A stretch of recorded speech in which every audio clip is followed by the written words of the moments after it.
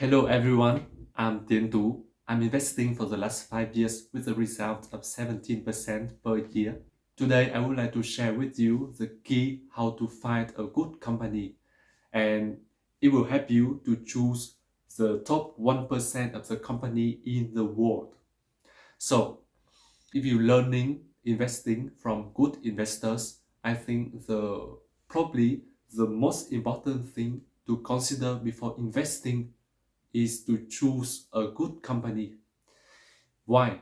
Because choosing a good company will ensure you to have a long-term gain and to reduce a lot of headache. And because the stock price go up, go down every day. So by choosing a good company, it will save you a lot of headache and you will sleep well every night. And this is very important for the beginner and the immediate investors.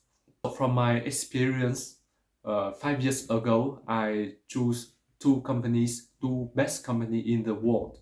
One company is in the technology and the other is the finance sector.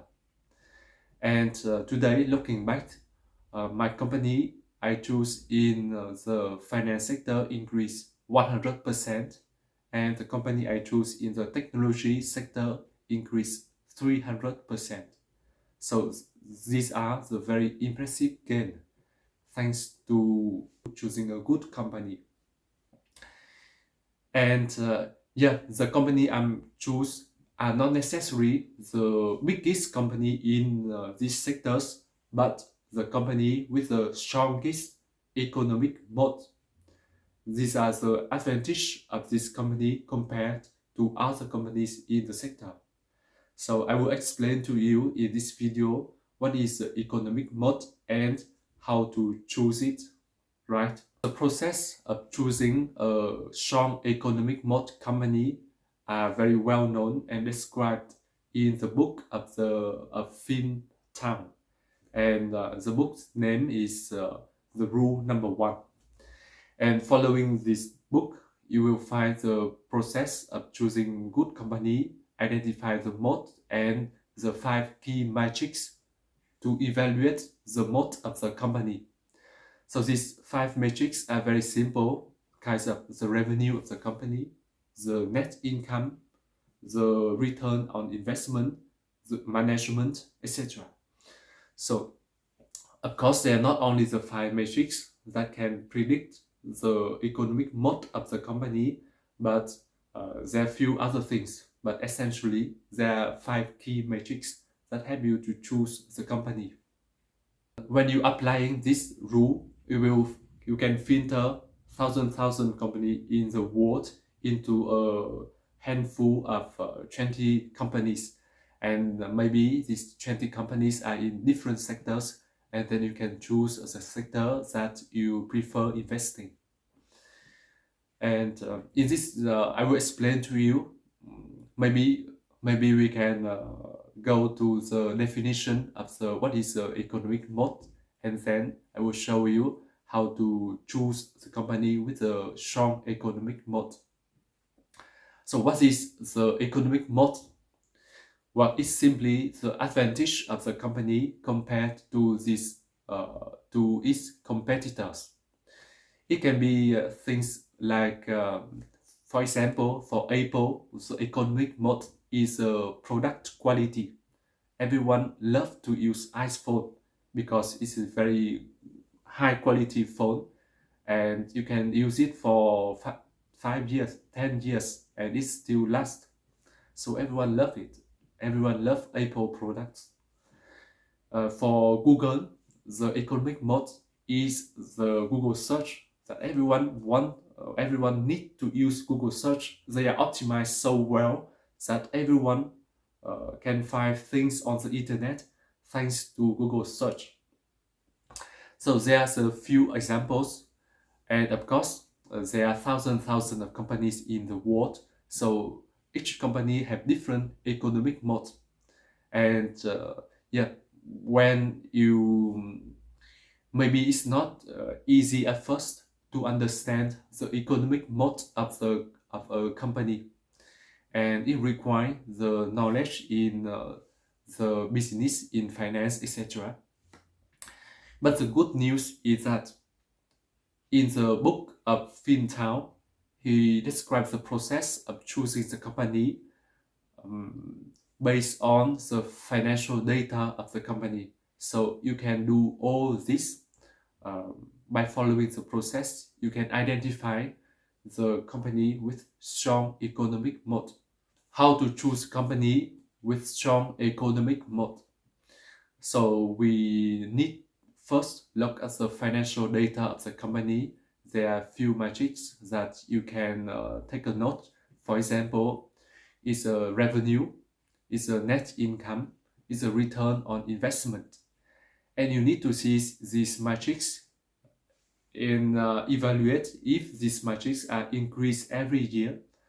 Normally, ideally, FinTown describes that the increase of 15% every year during the last 5 years shows that the company has a stable and strong economic moat, and the result in the future are predicted, and possibly and normally you will get 15% increase in the future, and this 15% will result in the stock price. So the result of your investment can be around 15% or maybe more than that, because as you combine all these metrics and each matrix increase 15%, so the combine them all together, the stock price can increase more than that, maybe 30% or more, but at least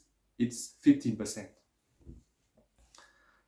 So for all the metrics, maybe I cannot go into the details in one video, but today I would like to emphasize on the most important matrix for me, which is the revenue.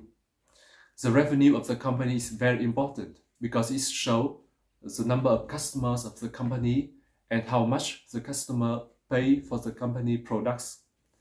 And as you know, no customers, no profit. So if you don't have customer, you can do anything. You can't do anything, right? That's other metrics are very important. For example, the net income is important, but as you know, the net income is the revenue minus the cost of the company to produce a product, and the cost of the company is the matrix that the company management can optimize it. So in the long term, it's not a critical problem, but for me, the revenue is the most important matrix. To summarize all of this, I think that for the details you should read the book, because it's very simple. There's only 5 metrics with few other things, but it's quite simple. You learn much from the book than from my video. But here I give you the short introduction of what is the economic moat and how to choose it. The process of choosing a good company and identifying its moat is well known. We know it, and we also know that it takes time. So whereas you start, maybe you can start by looking at the most important things.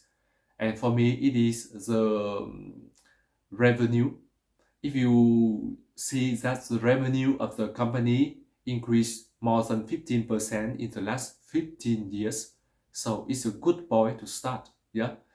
And you just start focusing on this company, analyzing the other metrics, the revenue, the return on investment, etc., and the management of the company.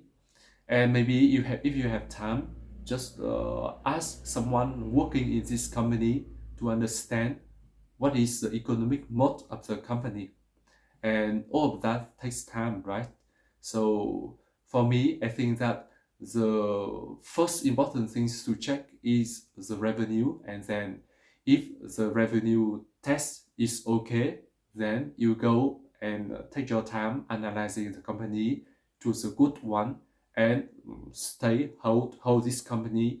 And as long as revenue continue to increase, the stock price will surely increase.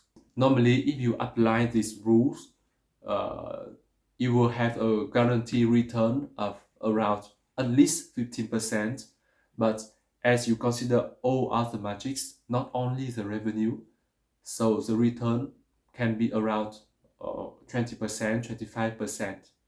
For me, I have already 17% in the last 5 years. So this is also a very good proof of the number one rule I just described to you. So enjoy investing and see you in the next video. Bye bye.